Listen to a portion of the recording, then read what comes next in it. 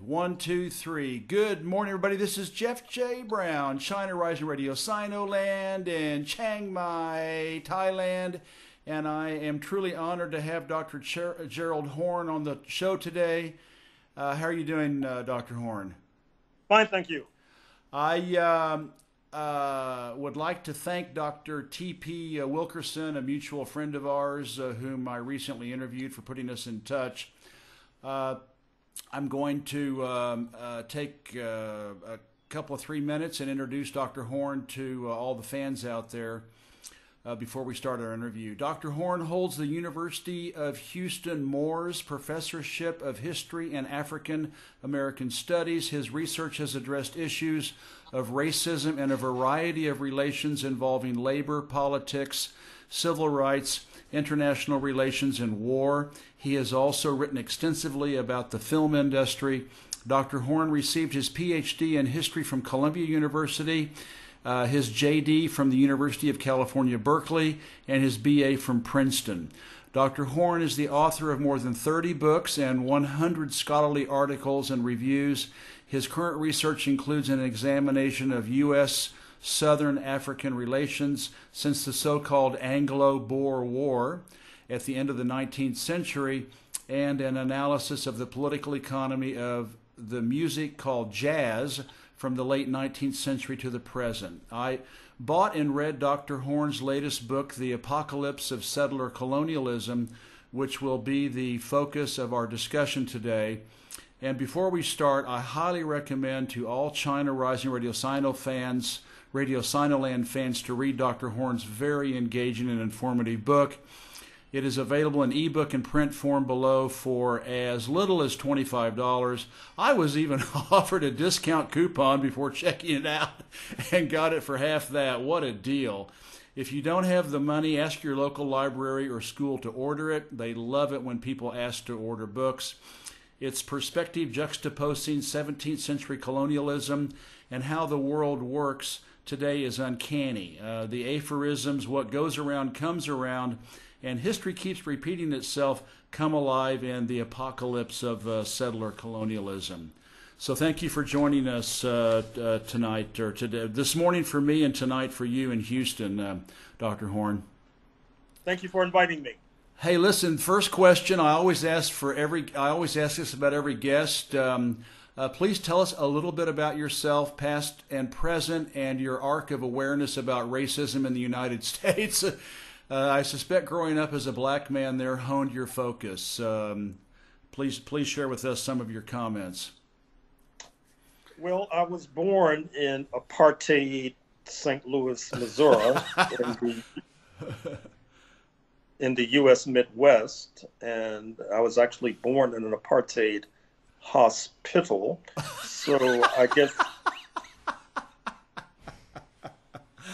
I was too. I was born in St. Louis at St. John's, and I was going to ask you back then, were the hospitals segregated? I guess you weren't born in St. John's like me in St. Louis.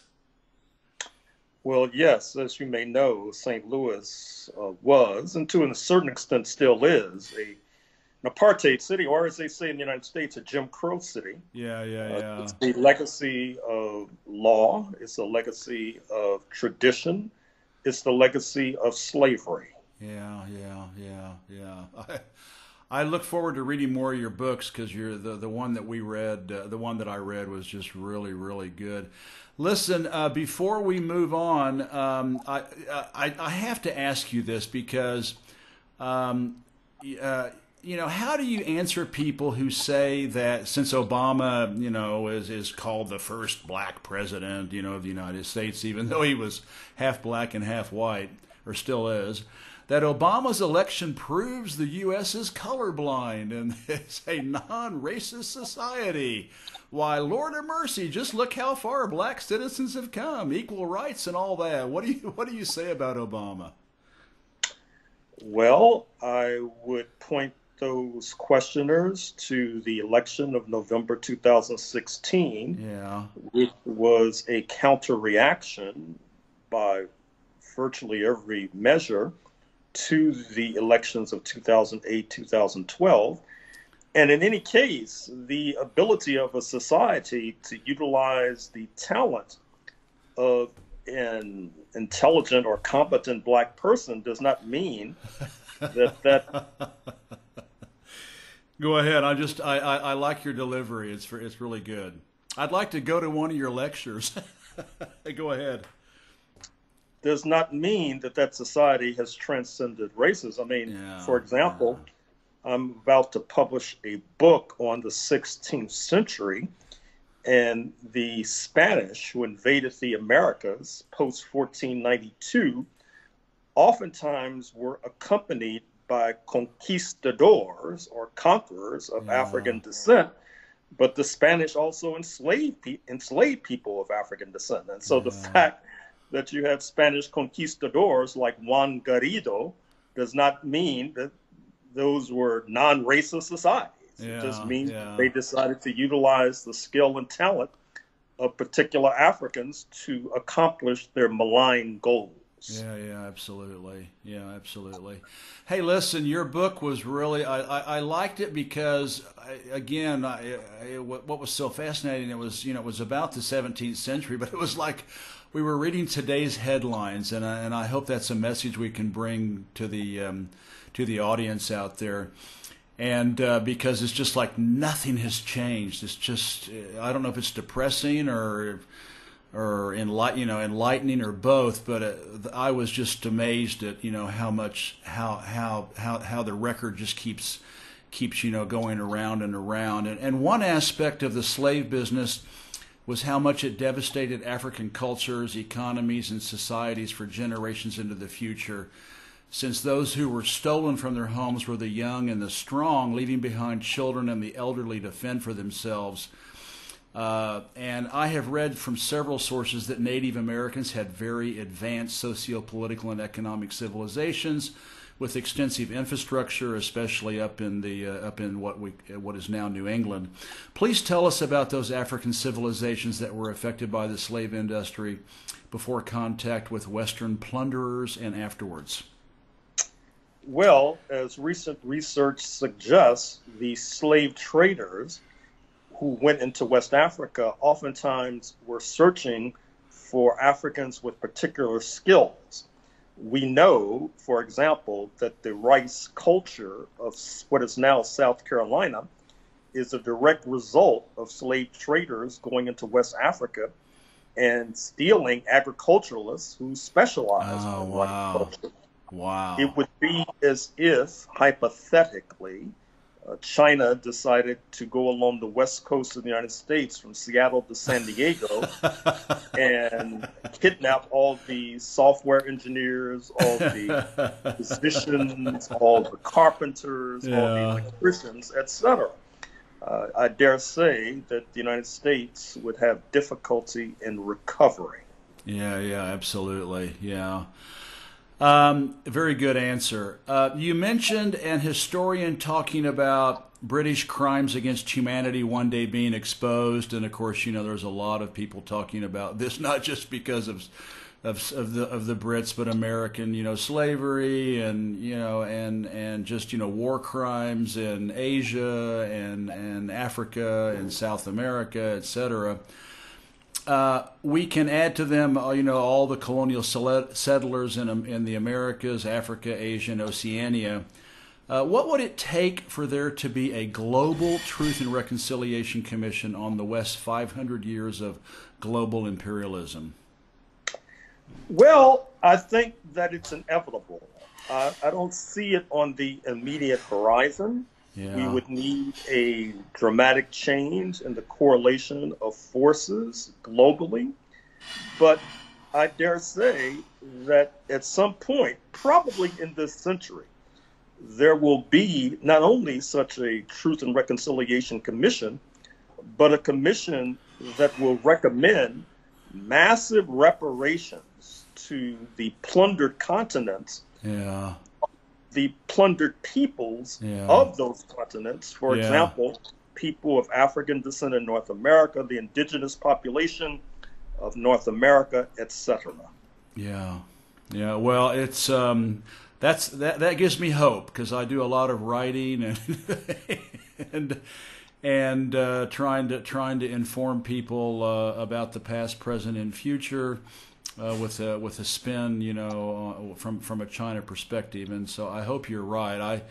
I'm probably at 65 years of age too old to probably see it happen, but maybe my daughters or their children will be able to experience that very celebratory event. All right, a fascinating aspect of the global slave industry is, I couldn't believe this. I mean, my jaw dropped. A fascinating aspect of the global slave industry is the estimation that 1 to 1.25 million Europeans were enslaved by the Ottoman Empire, mainly kept on the Barbary coast of North Africa. Westerners even enslaved their own, such as the English enslaving the Irish, and competing countries pirating and kidnapping rival European ships and stolen colonial lands. Your book's an amazing story. The whole story seems totally opportunistic, the powerful exploiting every situation as it arrived. Please tell us a little bit about this phenomenon. Well, if you had been around in 1859 and you were crusading against slavery, I dare say that you would have been instructed and told that this was a hopeless crusade because slavery had existed for centuries. Yeah. It turns out that that was a misguided point of view. On the other hand, it is fair to say, as your iteration just suggested, that slavery was a mass phenomenon. First of all, you have to make a distinction between slavery as a socioeconomic system like feudalism, like capitalism, for example, and the kind of slavery that's mostly described in my book, which deals with a kind of chattel slavery that was an essential part of capitalism and that involved racialization, that is to say, kidnapping people and enslaving them supposedly because they were inferior. Yeah. This should be, to a certain extent, distinguished from that slavery that existed as a socioeconomic system. Okay. All right. Well, that brings me to another a direct question. You wrote frequently that the slave industry, at least as you define it, marked the dawn of capitalism. Could capitalism have evolved into what it is today without the global slave trade? Well, that's obviously a counterfactual question, and since we already know that capitalism was grounded in slavery, but it's fair to say that the African slave trade in particular, which helped to build the United States into this superpower, was one of the most lucrative enterprises known to humankind. Yeah. You could invest $1 and receive $1,700 in return. Wow. I dare say that there are those who might sell their firstborn child for a 1,700% profit. Certainly, they would have no scruple about buying and selling the children of Africans they did not know. Yeah. The Africans who came to North America came in the wake of a genocide that was unleashed against the indigenous population, the Native American population, that, quote, cleared the land, unquote, that was then built up by these enslaved Africans. I think that in order to get a grasp of the crime, the profundity of the criminality of this particular situation, you might have to dip into fiction in order to really grasp the utter depravity of what took place. Yeah. You are not the first guest I've had on the show who explicitly referred to white supremacy being the core belief of Western civilization. Our mutual friend T.P. Wilkerson waxed on the subject. And James Bradley talked on the show about the Aryan myth being a foundation of Europeans exterminating and stealing their way across North America and then later on, and of course, into Asia.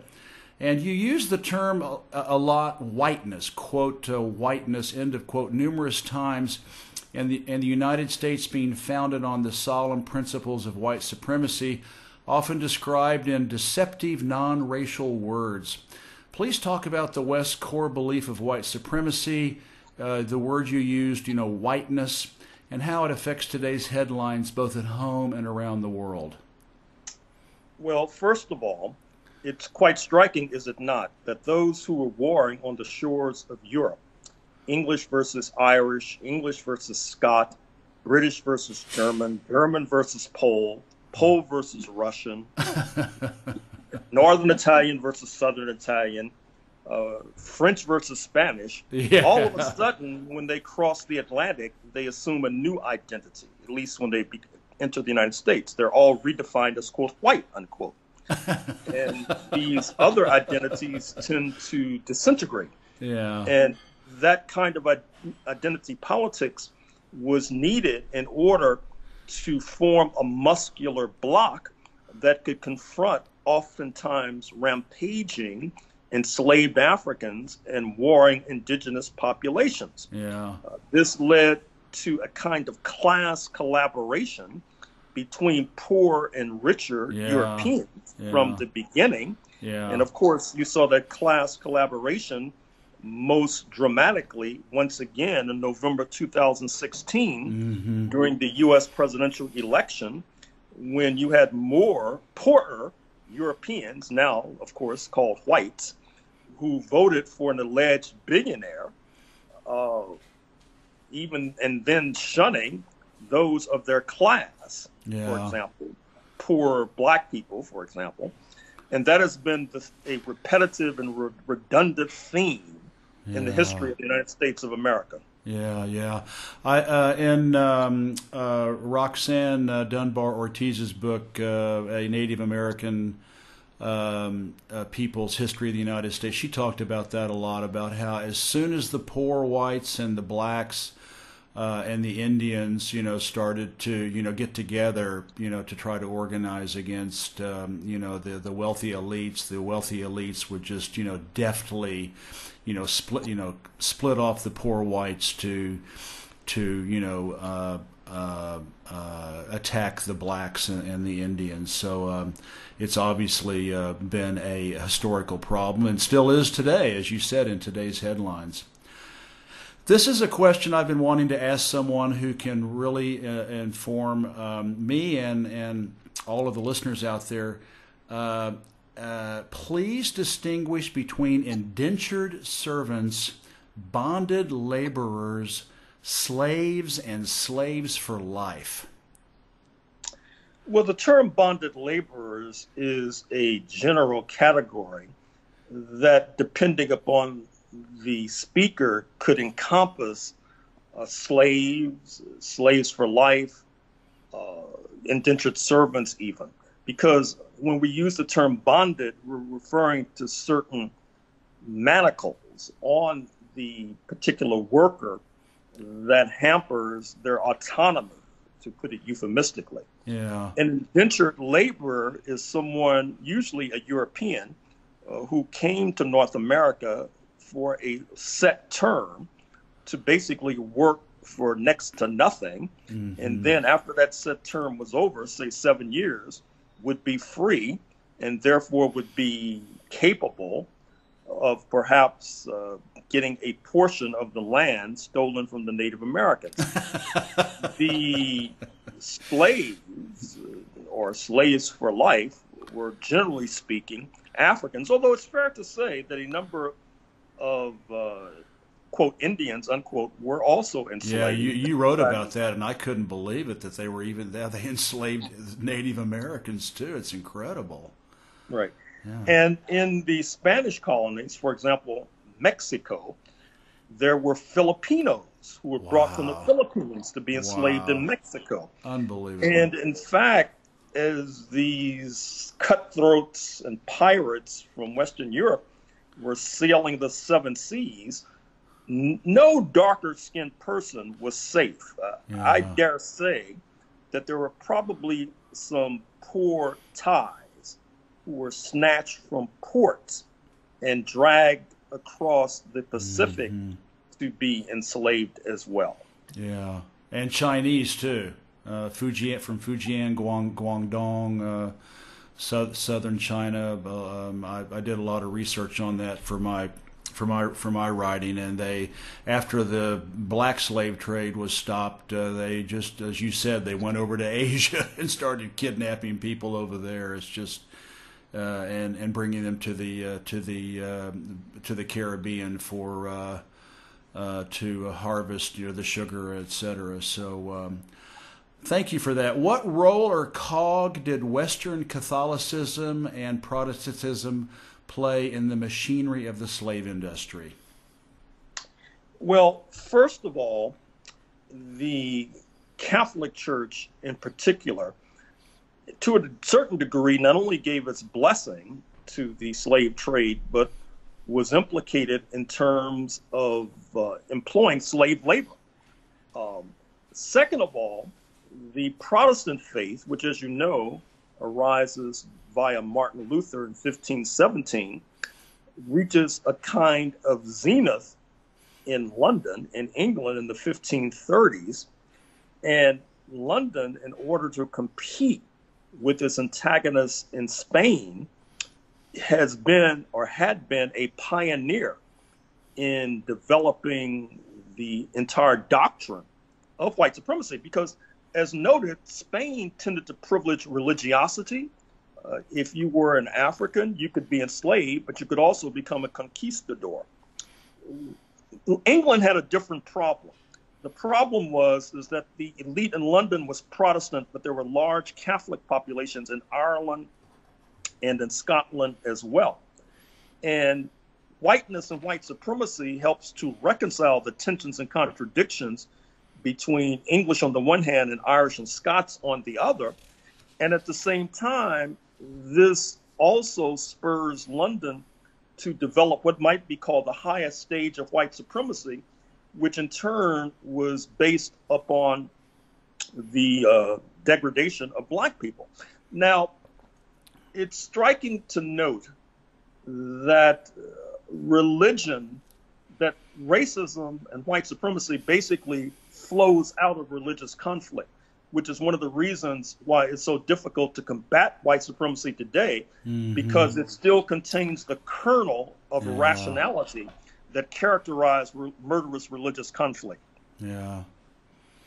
Yeah, in China, the churches of the Christian churches of all different sects and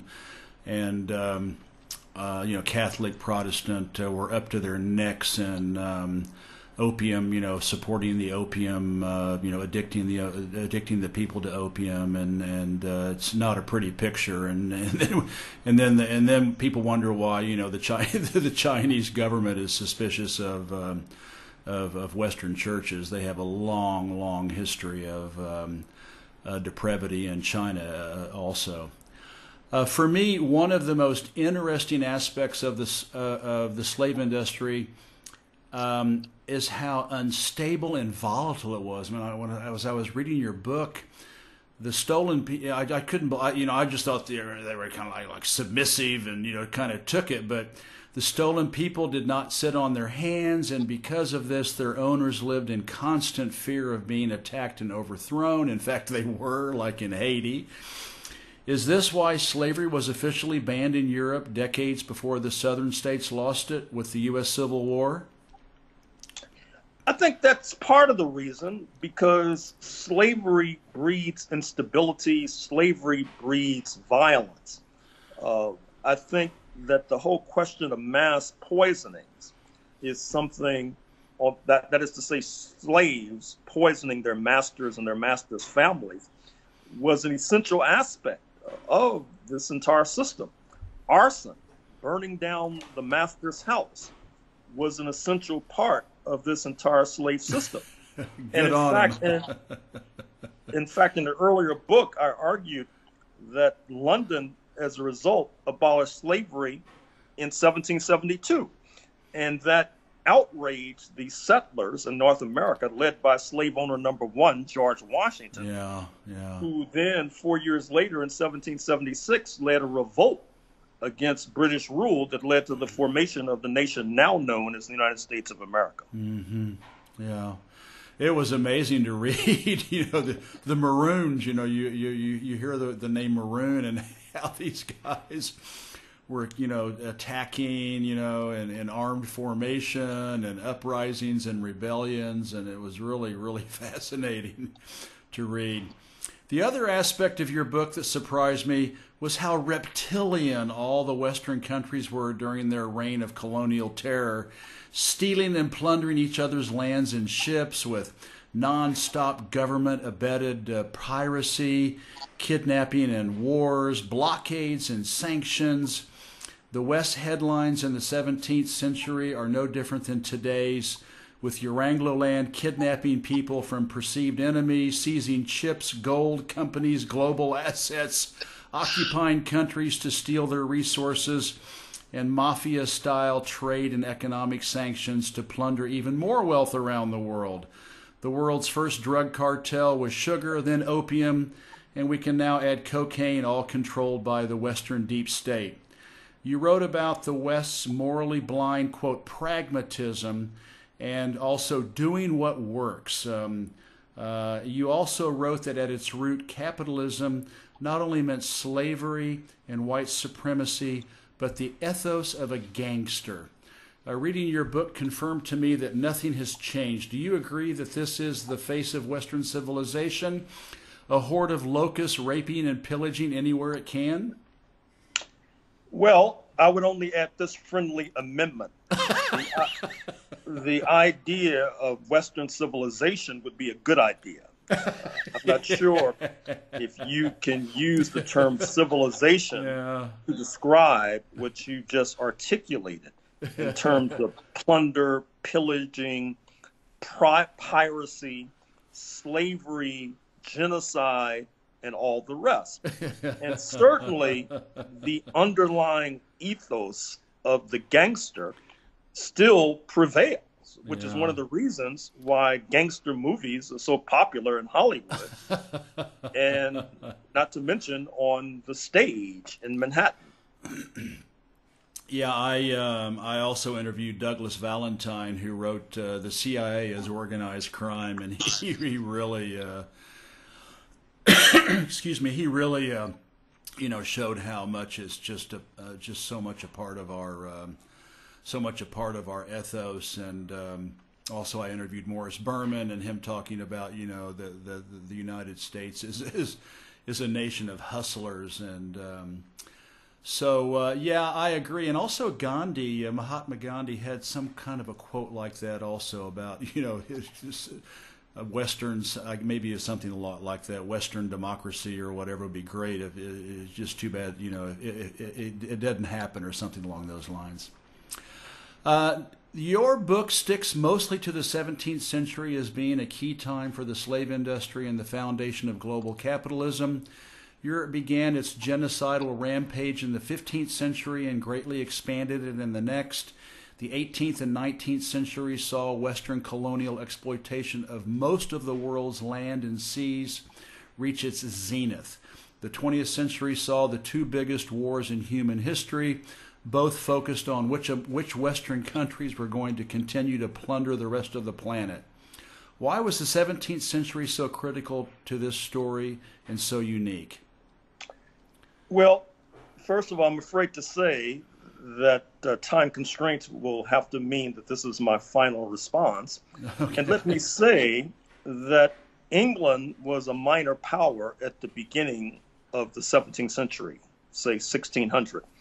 By 1699, England was a major power, well on its way to a kind of hegemony and domination that it then passed on in the 20th century to its revolting spawn, known as the United States of America.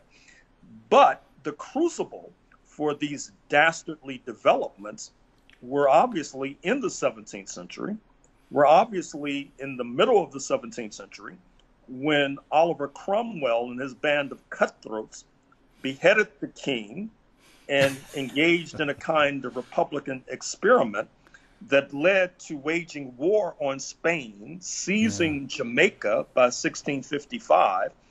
Then you had those who had been expelled from Portugal and Spain that had arrived in Brazil and had mastered the dark art of turning sugar into fabulous profits by dint of slave labor. This mostly Jewish population were fleeing Brazil because the Portuguese were making a comeback. Oliver Cromwell welcomed them into Jamaica, and they turned that into one of the most profitable slave labor camps known to humankind. Those profits were then used to build up the British Navy, or I should say the English Navy, which then ousted the Dutch from Manhattan in 1664, systematized the African slave trade with the Royal African Company by 1672. And then by 1688, you had the so-called Glorious Revolution, when the merchants basically began the process of seizing control of the African slave trade, turning the monarch into a kind of figurehead of the likes that you see now with Queen Elizabeth. And then, of course, going on to rampage throughout the world, not least in what came to be called British India. But thank you, sir, for inviting me to your program. I look forward to speaking with you sooner rather than later. Well, I had one more question, but we'll save that maybe for an interview after I read your next book. Sounds great. Hey, talk to you later, Dr. Horne. Bye-bye. Good luck.